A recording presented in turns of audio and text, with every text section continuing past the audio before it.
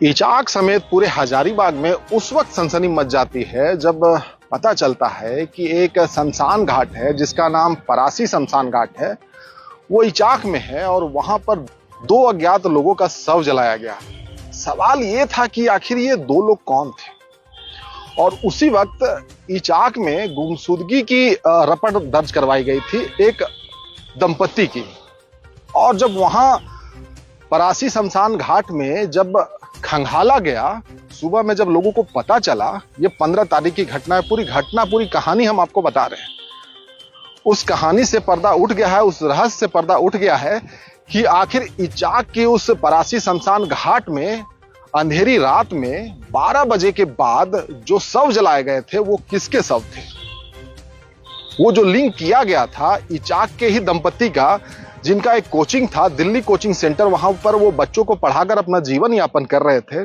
आखिर उनको किसने मारा था, इस रहस्य से पर्दा उठ गया है। हजारीबाग एसपी ने प्रेस कॉन्फ्रेंस करके पूरी घटना की जानकारी दे दी है।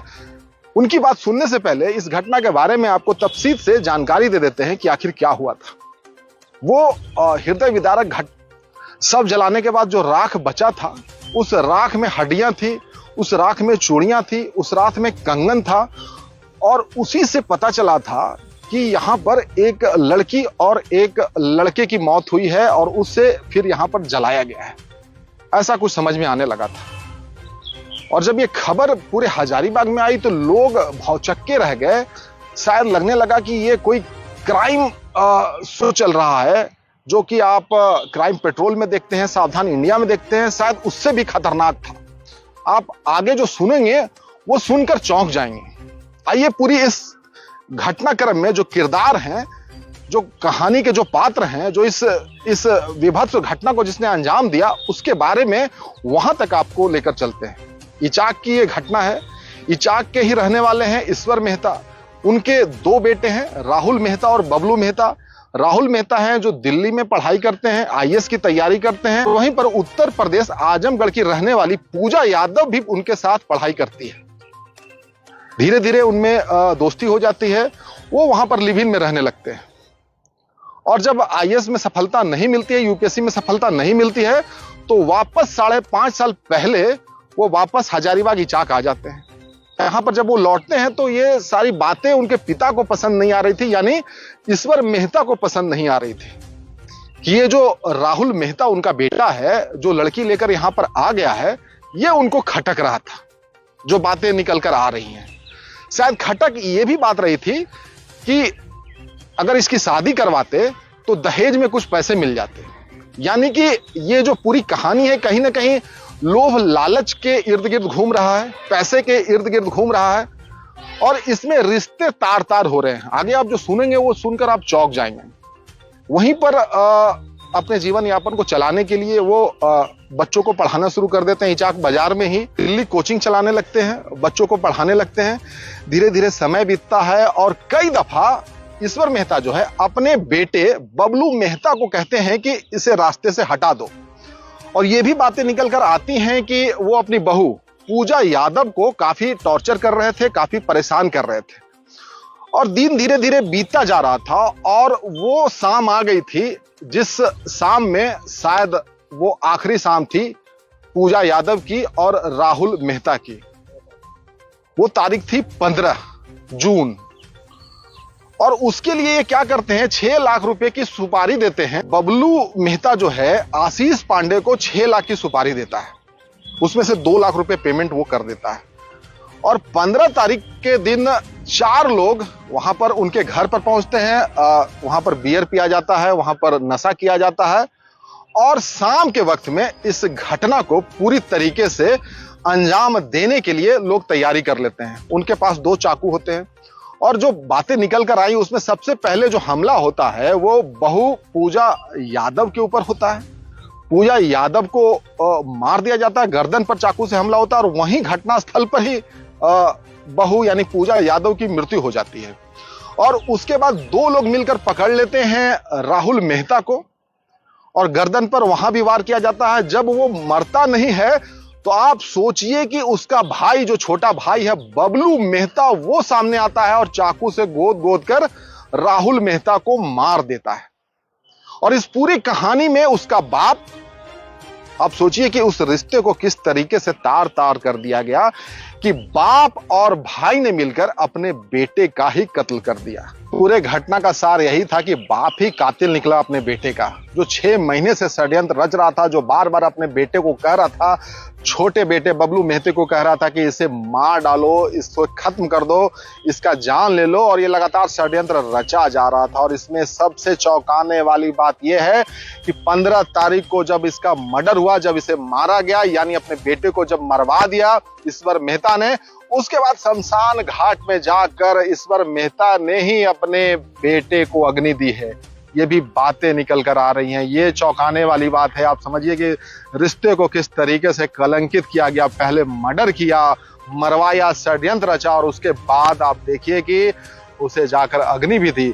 और ये भी बात है कि षड्यंत्र इतना बेभत्स था, इतना खतरनाक था, पहले से इतना इन लोग माइंडसेट करके रख चुके थे कि जलाने के लिए लकड़ी पहले से मंगवा कर रखी थी। मर्डर करने से पहले लकड़ी मंगवा कर रखी थी, यानी मारने के बाद उन्हें जलाना है, शमशान घाट पहुंचाना है और पूरा का पूरा सबूत मिटाना है।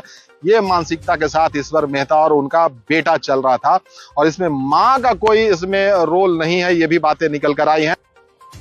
तो ये क्राइम पेट्रोल से भी खतरनाक कहानी है, जो कि शायद सुनकर सिहर जाता है मन। और इसमें आगे ये भी है कि जब उसे मार दिया जाता है तो एक बेलिनो आता है, वहां पर बेलिनो मंगाकर रखते हैं। और ये तैयारी आप समझिए कि पहले से ये तैयार थे, रैंडमली नहीं हो रहा था। ये तैयारी करके रखे थे कि मारने के बाद शमशान घाट लेकर जाएंगे और शमशान घाट में बॉडी को जलाकर सारा सबूत मिटा देंगे। तो वहां से मारने के बाद गर्दन में जो ब्लड आ रहा था उसे बंद करने के लिए तौलिया से उस गर्दन को बांधते हैं, यानी दोनों पूजा यादव और राहुल मेहता के गर्दन को बांधते हैं और उस तौलिया को ले जाकर तिलैया में जाकर फेंकते हैं। उस तौलिया की भी रिकवरी हो गई है। और इसमें आप सोचिए कि उस शाम में जब मर्डर किया जा रहा था, पूरा षड्यंत्र जो रचा गया था, जो बाप जिनका नाम ईश्वर मेहता है, वो घर से बाहर निकलकर जो रास्ता, जो कॉरिडोर था, वहां पर वो निगरानी रख रहे थे कि कोई आ ना जाए। तो एक बाप का कुकृत्य सुनकर शर्मिंदगी होती है, पूरा समाज शर्मसार होता है कि बाप ने रिश्ते को कलंकित कर दिया, अपने बेटे को मारने के लिए इतना बड़ा षड्यंत्र रच दिया। और भाई चाकू से गोद कर राहुल मेहता को मारता है और अपनी भाभी को भी मार देता है। और वहां से वो बेलिनो से लेकर शमशान घाट, परासी शमशान घाट जाते हैं। और वहां पर जो कुछ हुआ है वो पूरे शहर को पता चलती है कि 2 अज्ञात बॉडी जलती है। दरअसल 2 अज्ञात बॉडी वही पूजा यादव और राहुल मेहता की थी। और जब सुबह होती है, जब लोगों को पता चलता है कि यहाँ पर बॉडी जलाई गई है और आसपास में ये पता चलता है कि यहाँ पर किसी की डेथ नहीं हुई है, और उधर ये पता चलता है कि कोचिंग से सर गायब है, यानी कि राहुल मेहता गायब है, तो जो उनके स्टूडेंट थे वो जाकर थाना में रपट गुमशुदगी की दर्ज करवाते हैं। और ये कहीं ना कहीं मामला वहां से लिंक हो जाता है। उसके बाद पुलिसिया कार्रवाई तेज होती है और उस कार्रवाई के बाद सारे के सारे अभियुक्त पकड़े जाते हैं। इस घटना से, इस रहस्य से पर्दा उठ जाता है, जिसमें 6 लोगों की गिरफ्तारी होती है। उसमें बाप भी है और भाई भी है, ईश्वर मेहता और बबलू मेहता, और साथ में 4 लोग जो इस घटना में को अंजाम देते हैं, जिन्हें सुपारी दिया जाता है, 6 लाख की सुपारी, जिसमें 2 लाख का पेमेंट होता है। और सारी चीजें आप वीडियो में देख सकते हैं, जिसमें चाकू भी आपको नजर आ रहा है, इसमें तमाम चीजें नजर आ रही हैं आपको। इसमें जिससे सफाई की जा रही थी वो भी यहाँ पर रखा हुआ है, हड्डियां यहाँ पर रखी हुई हैं, यहाँ पर तौलिया रखा हुआ है। तो इस घटना ने पूरे समाज को शर्मसार कर दिया, उस रिश्ते को कलंकित कर दिया, जिसमें बाप बेटे का रिश्ता होता है, भाई का रिश्ता होता है, जिसमें भाभी का रिश्ता होता है। तो पूरा का पूरा रिश्ता कलंकित कर दिया है इचाक से जो खबर आई। हालांकि इचाक में इसको लेकर खूब जमकर हंगामा हुआ, वहां पर बाजार बंद रहा। और उसी के बाद ये आप देखिए कि बहुत जल्द पुलिस ने इस पूरे घटना से पर्दा उठा दिया और तमाम लोगों को सामने लाकर खड़ा कर दिया। ये 6 लोग आप देख रहे हैं, ये 6 लोग कातिल हैं। इसमें बाप है, इसमें भाई है, जिसने अपने ही बेटे, अपने ही भाई को मार दिया। वो लड़की बेचारी जो लिव इन में शायद रह रही थी, उसकी शादी नहीं हुई थी, शादी राहुल मेहता ने नहीं किया था, ये भी खबरें आई। यूपी आजमगढ़ की रहने वाली उसके परिवार दौड़े चले आए और पता चला कि अब हड्डियां बची है और सिर्फ निशानी के तौर पर वहां पर चूड़ियां थी, कंगन था और कड़ा मिला था। और उससे ही पता चला कि यहाँ पर यह घटना घटी है, जिसमें एक महिला है और एक पुरुष है। और उसके बाद आज की ये तस्वीर है, जिसमें सारे अपराधी सामने खड़े हैं। आइए सुनते हैं हजारीबाग के एसपी ने इस पूरे मामले पर, इस घटना पर क्या कुछ कहा है। पूरा मामला देखिए, हमको 16 तारीख को एक लिखित आवेदन मिला था कुछ बच्चों के द्वारा कि हमारे टीचर की गुमशुदगी हुई थी। उसी पर हम लोग थाना प्रभारी के द्वारा जांच वाच करवाए थे। उसके बाद मालूम चला कि शमशान घाट में 2 बॉडी को जलाया गया है। तो तुरंत उस पर हम लोग त्वरित कार्रवाई करते हुए एक वहाँ के डीएसपी नीरज कुमार के द्वारा एक टीम को गठित किया गया। गठित करने के बाद उस पर हम लोग कार्रवाई किए, एफआईआर भी हुआ और तहकीकात किए। तहकीकात में सामने आया कि उनके घर के लोगों के द्वारा ही उसमें हत्या की गई है और कुछ बाहरी लोग उसमें इन्वॉल्व हैं। सब लोग को हम लोग पकड़ लिए हैं। कुल टोटल 6 आदमी हैं।